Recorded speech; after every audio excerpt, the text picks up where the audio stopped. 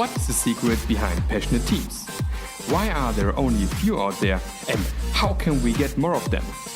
If you've asked yourself these questions, then this podcast is for you. We are talking with national and international experts about passionate teams to answer these questions. This is our passion. This is what we are burning for. Welcome to the Passionate Teams podcast.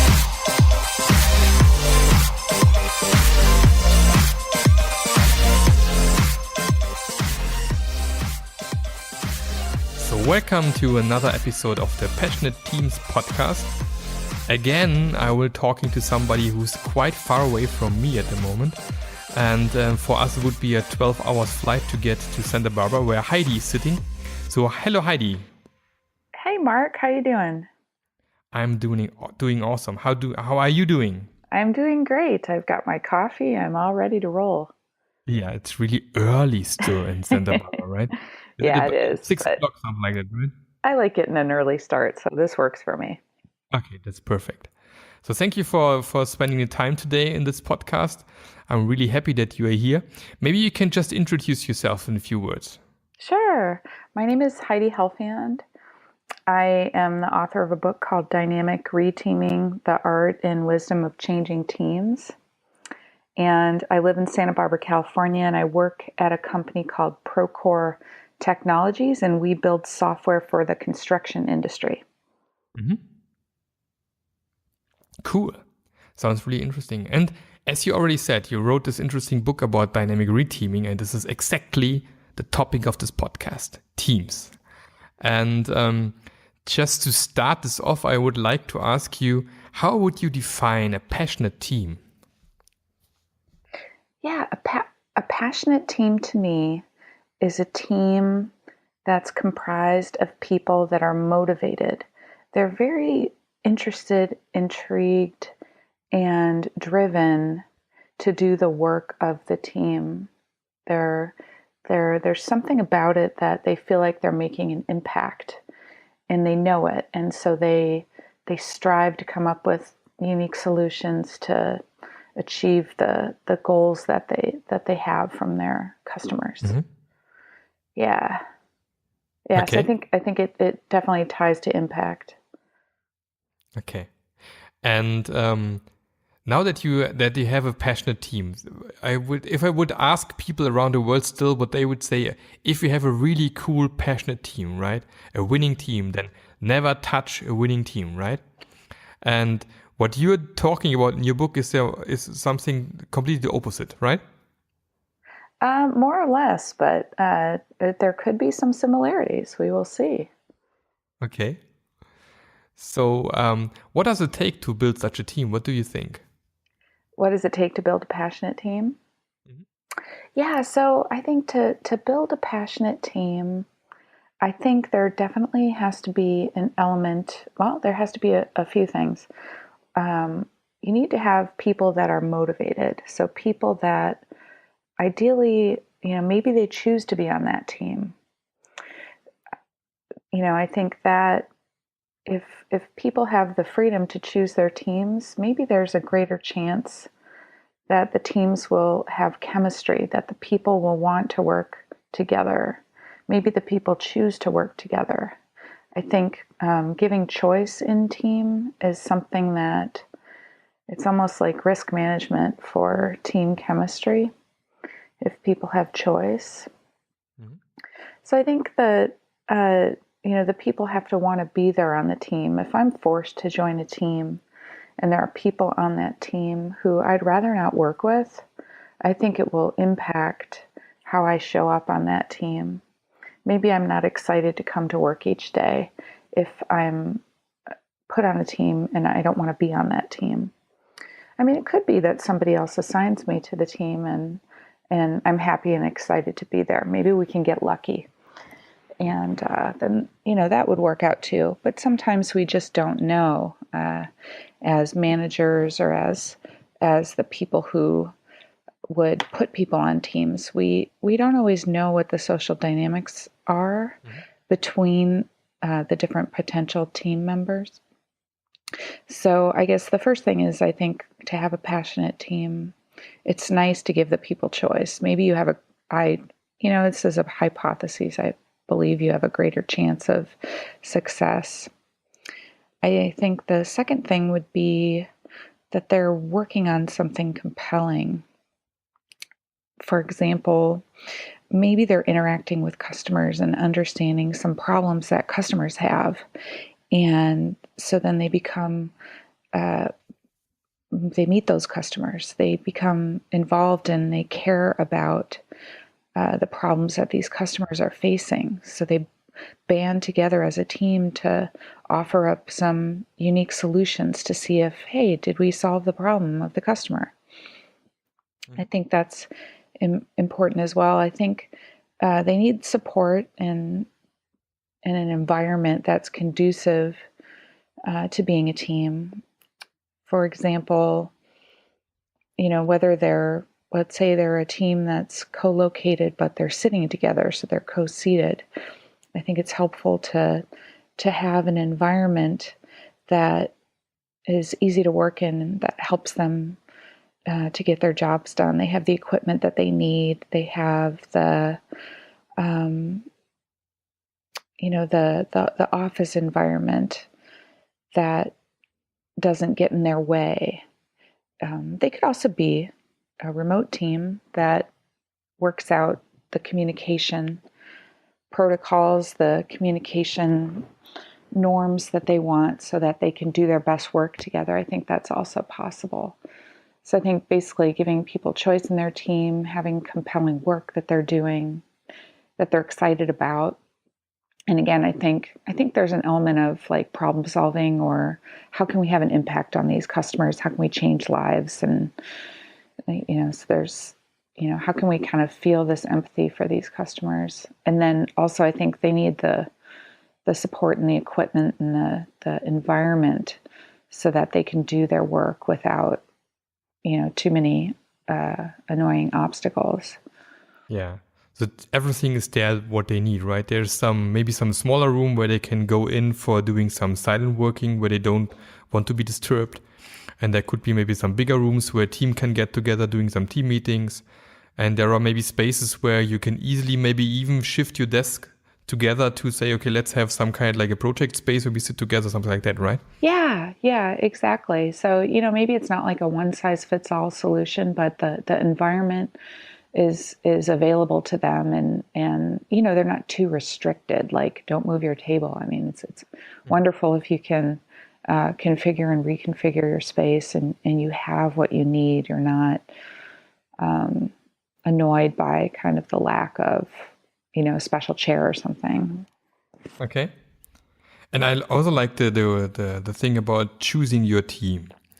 And I think this is also what Google does, right? They if somebody has an idea and starts a project or some new product development, then people joining him or her, if they feel this is a cool idea, and then this team is building around this person more or less.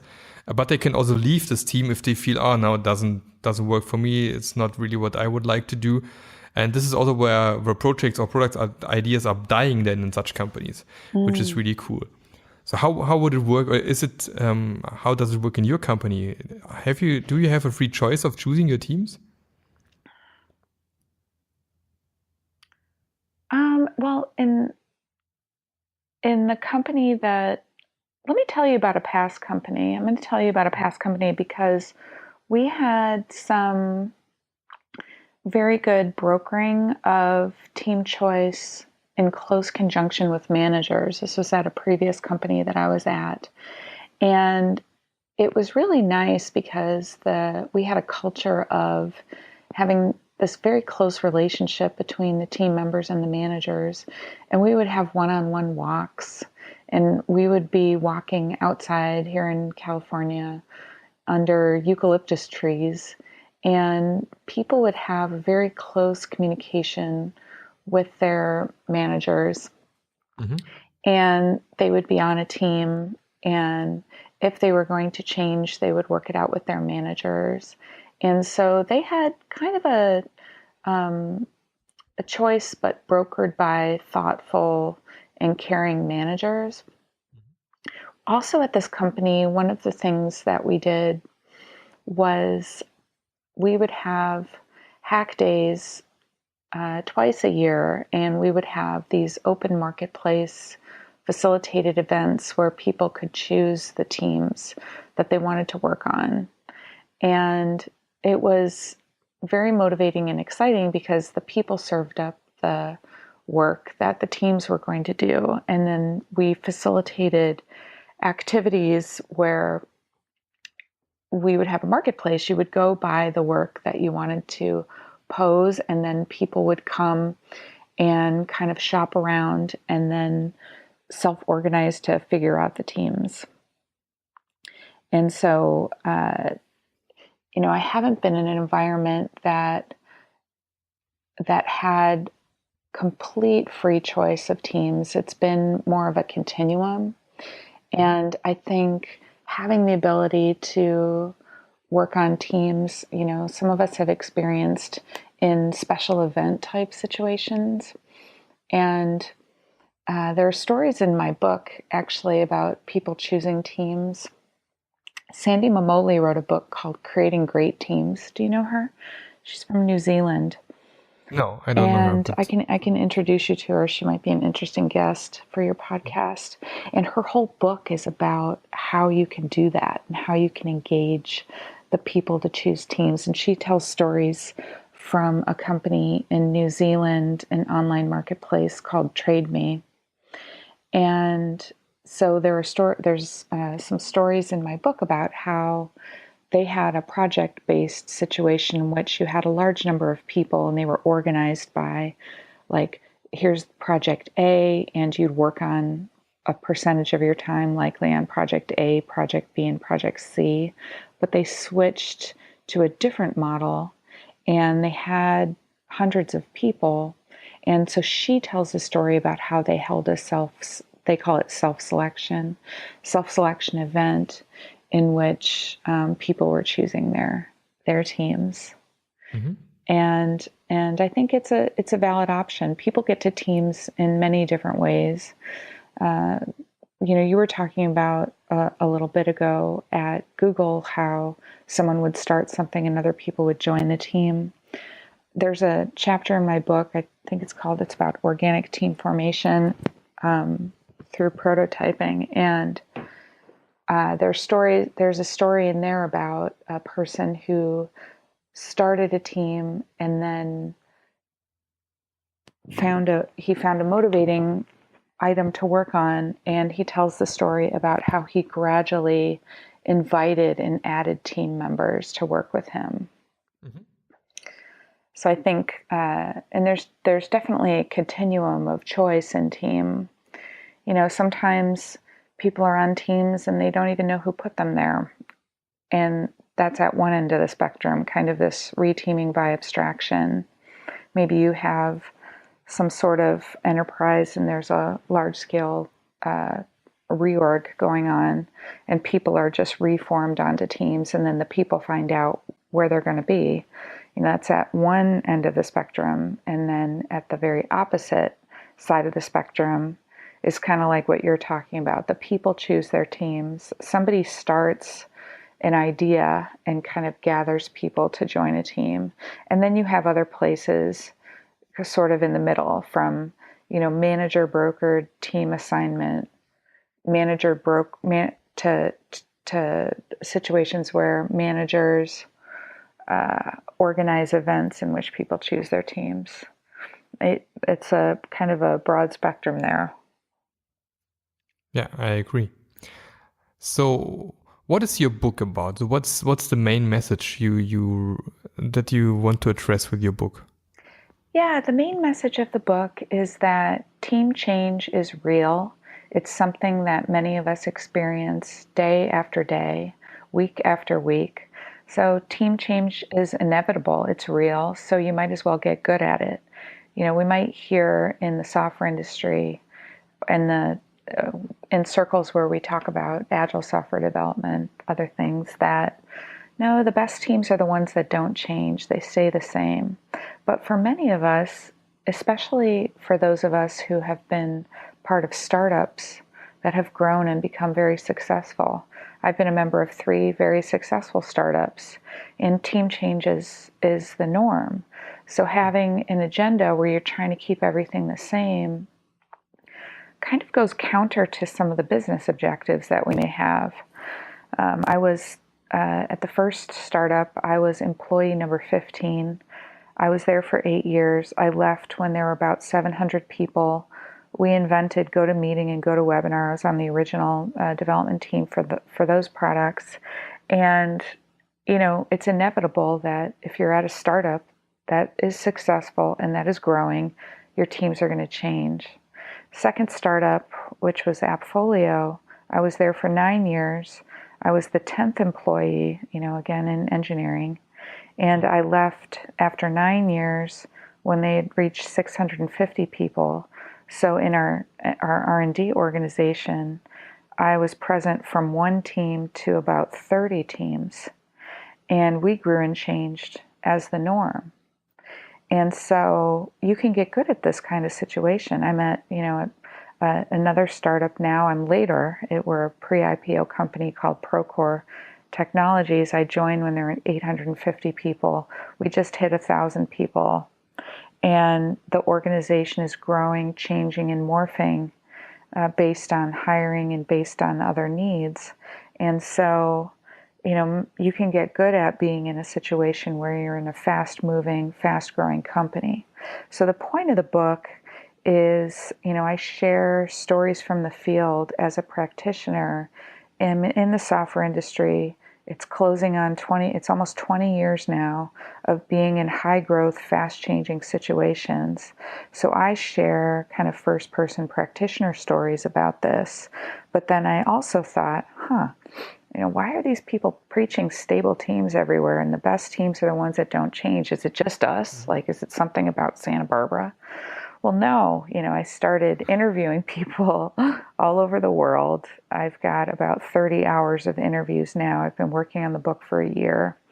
And so I share different practitioner stories about how teams change and how they have changed in the wild. If I've heard a similar story, if I've heard about the same type of team change 3 or more times, I call it a pattern. And so the book is organized into different patterns. So there's reteaming and why do teams change? For company growth is one, because new work emerges is another kind of category of patterns, because people need and want to change. They want to learn something new, or they are seeking fulfillment. It's another category of why teams change. Reteaming because of the code. Maybe there's like a short-term challenge that we're facing in the code that we want to address by having a short-term team that forms and diffuses. Maybe we have performance issues, for example. That's a common one. Like a small task force, something like that. Like a little task force. I think people have called them tiger teams in the past. There's also anti-patterns and as well that I go over in the book. So then the final section of the book is on practices, like things you can do to make it easier when your teams change, according to some of these different reasons. So team change is real. We might as well get good at it and acknowledge it. So, the book is about sharing that point and, sharing practitioner stories. I think that those of us that are in the trenches, that are working day to day, that are experiencing some of this stuff, have voices that need to be heard. So this is not a book with ivory tower stories that take place about teams outside an R&D organization. You'll get some of that, that we can access. I'm not telling stories about fast-changing hospitals that have nothing to do with research and development. Those are interesting stories, but they're just not. It doesn't have parity with what some of us are trying to do in software. Yeah. So there are lots. So what you also do, I field. think you challenge also the Tuckman model, right? Where he has these, I think, 5 phases a team goes through, more or less. Mm-hmm. I think what I read about you was also what Tuckman misses was the status of stagnation, right? Yeah. Where a team is stable over a longer period of time, and maybe there is also not that much diversity in thoughts and so on and so on, and then you get some kind of stagnation, right, in a team. Yeah, I think that's really kind of a forgotten step of that model. And, what is it? Forming, storming, norming, performing. And, sometimes I think, if a team is together too long, they could feel like they're stagnating. Maybe there's not enough diversity of thought, as you're saying. You could try to change it up and bring in different work or start a book club or something. But sometimes people just need to work with others. You go to a convention, and imagine you go to a convention that's a week long and you have to stay in one session all week. You'd miss out on so much learning from all the different people. And I think, especially in environments where we don't have so much choice, we might feel trapped on a team. And so I think we can notice that, and we can help people if we enable people to try something new or to change teams. Maybe we extend their life at the company. And why wouldn't we want to keep good people, by enabling them to change their teams, change what they're working on, or maybe even change their roles. At Procore, where I'm at, this company has such a wonderful growth mindset about people. I'm really, really struck by it. And there's some stories. There's a story in the book about a gentleman who started out in a quality assurance type role, and it recounts the story of how he became a software engineer and the things that he did to change his role.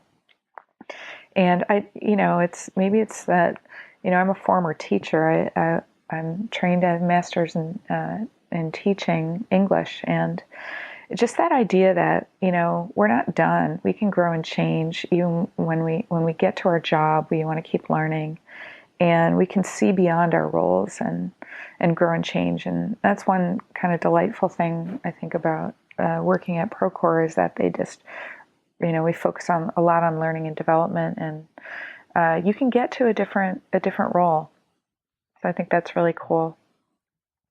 And I think adding new team members to a team is also like, when you think in a metaphor, it's like a drop coming into sea, and then just these little waves that are spreading down the team. There's now some new movements, some new learnings, some new impacts, new ideas that coming into a team, right? Yeah. Maybe before it was maybe like more like a stable sea, and then there comes this new team member and you get some new impulses in the team, right? Yeah. Whereas definitely. I think when you change too much, it's more like a raining in the end, and then you get too much things maybe going on, and this could also be maybe a bad thing in the end. Yeah. But I think if you only change single things, only maybe one person over time, can bring a lot of interesting effects. And I think it's a personal preference, and it's a company preference. Like I've been at companies before that, we have very deliberate goals to grow, and we want to grow fast, and we want to get to a certain size, and we want to work on all this different stuff in parallel. And it's a business decision. So the hiring is really fast, and there's a higher rate of change in the teams. And, a lot of the times we coach and we prime the people for this, because this is going to happen. And especially if you're hiring in someone new into a situation like this should not be a surprise to them. After they get there, you really want parity in your hiring. So it can be, a business decision. It could also be a business decision to not hire, or to, unfortunately, businesses go through periods sometimes, depending on the situation, where they're laying people off. That's another business situation. It's kind of like the opposite, and definitely does not feel the same. I've been in both situations. So it's a business decision, how the rate at which you grow. It's kind of like stepping on a gas pedal, fast or slow. But then it's also a personal choice. I think, just like our opinions about change in general, I might be a person that wants more change, or maybe I might be a person that prefers more stability and less change. And I think that's valid.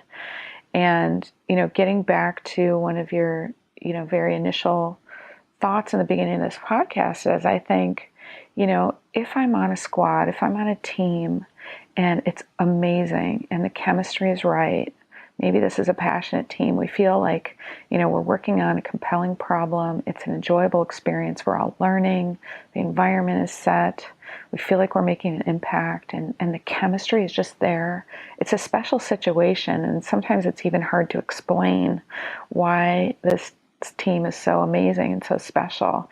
And in those types of situations where we're really rocking it and we're delivering value continuously to our customers, we know we're making a difference.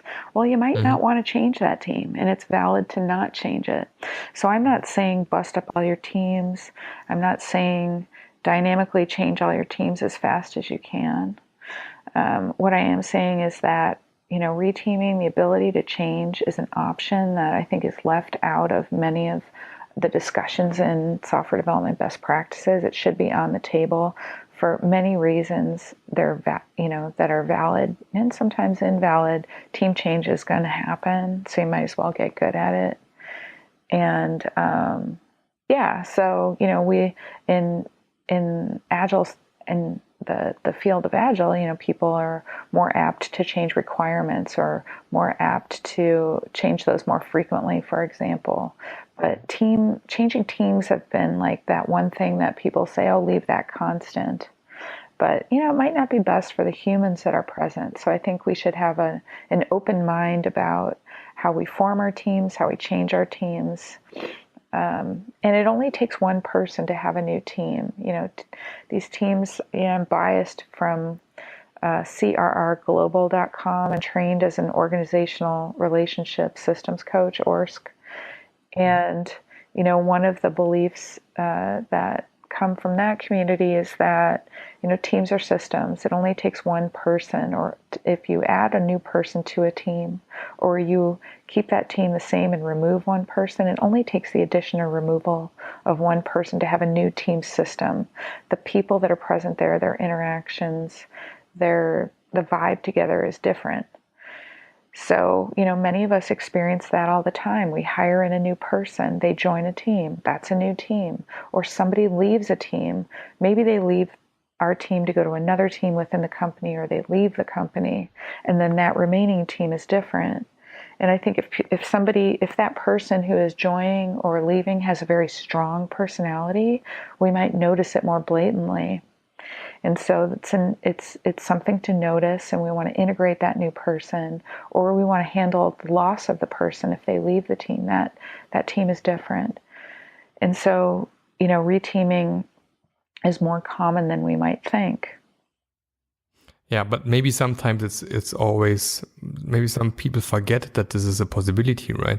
If your team is maybe like a dead horse, you can add Scrum, you can add whatever different coaching on this team, so this horse won't get up and start running again. It's just the team is maybe dead. Yeah. And then it's maybe a good idea to say, come on, let's get some new energy into the team by removing somebody, or by adding somebody, or by maybe just create a completely new team and set them on this topic, whatever.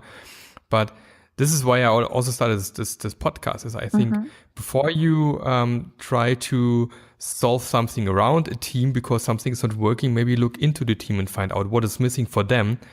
Maybe you can help them to get passionate again by adding a clear vision that they have a compelling goal, like what you said earlier, because this is important for a team, or by giving them the freedom to choose maybe where they would like to work, or by giving them the freedom to take decisions, maybe even because maybe they are just not moving because they are not really able to take decisions at all, right? Yeah, and I think it's a good thing to think about more about teams and people and less about processes and tools in the end, right? Yeah, I fully agree. I think you can get curious and you can start, engaging with the team in different experiments. Maybe like you said, it's a different type of work, and maybe that helps kind of revive the energy. Or maybe it is they need a change. So I think the ability to change the team should just be an option to consider.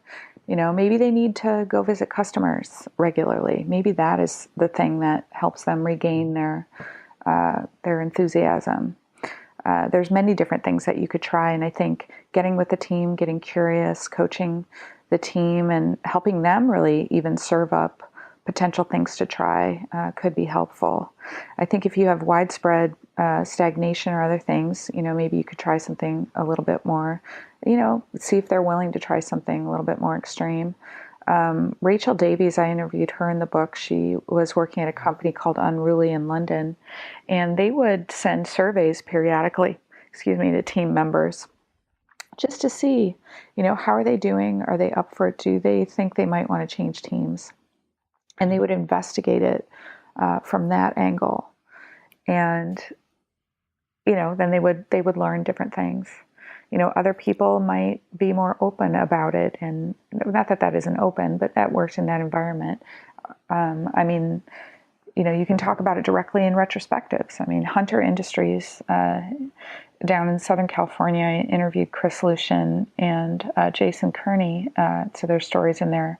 They come from the mob programming background, which they do at Hunter, and they talk about they have a very strong retrospectives culture, which they had a lot more dynamic kind of reteaming between their mobs.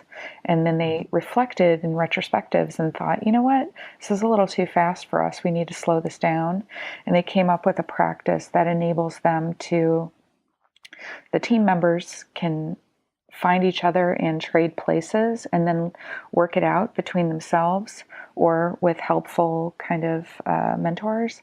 And then they tell the managers later after they've changed their team. So they worked out a different way to do it. So I think they did that through the structure of having a retrospective where you could talk about it. So I think through surveys, through retrospectives, through, just talking to people, we can help devise ways that, hey, maybe we can, maybe these teams need a shift, and how can we help them get there? So I think, and as you just mentioned, retrospectives. Mm-hmm. There will be a new book out in January by me on retrospectives. Oh, so it wonderful. will be published in the My Cone series. Oh, and we're currently just on the finishing line on this topic. So I hope it will be done soon so that we can publish in January. So this is currently the plan. Fantastic. So I'm really looking forward to it because I'm also a big believer and I love doing retrospectives, working with people. Mm-hmm. And so we decided it would be a good idea to also publish a book on this topic. And because I think the standard book on this topic is still from Esther Derby and Dinah Larson. It's already, I think, 10 or 11 years old. Mm-hmm. So maybe it was about time to write something new on this topic. Oh, that sounds wonderful. I'd definitely pick up a copy. Yeah, I'm also looking forward to that. Yeah. I'm really looking forward. I wrote a similar book in German already a few years ago, and people were asking, come on, would be awesome to get something similar in English. So for you English listeners, there will be something coming up soon. Cool. We are already close to the end of this short interview. It was just, time was running, right? It was just going like, I don't know, 30 minutes are down the road. So if you just have to tell our listeners one thing maybe or two things you would like to give them, how they can improve the way they're building teams or how to create more passionate teams, this is your chance now. Yeah, I would say really try to tap into the get to know people, tap into their interests, what motivates them. We're motivated by different things. Have one-on-ones, talk in groups, be open to enabling people to grow, maybe into a different role or into a different squad, into a different team, or to working on something else. Like really try to tap in the interests and needs of the people and really support them to help them grow into the directions that they want. And it's the sweet spot when you find the direction that the person wants to go when it's in step with the direction the company wants to go. So I think through having close relationships, we can make this happen. Thank you very much for these final words. And thank you for really getting up this early in the morning, even if you like to get up in the morning early. But still, I think it's a pleasure that you were on this podcast, having you in this podcast. And I wish you a great rest of the day. So this day here in Germany is ending, yours is starting now. So I wish you a great week, and yeah, I hope to see you soon somewhere. Thanks, Mark. I'm looking forward to meeting you as well. Thank you so much. Thank you and bye. Bye-bye.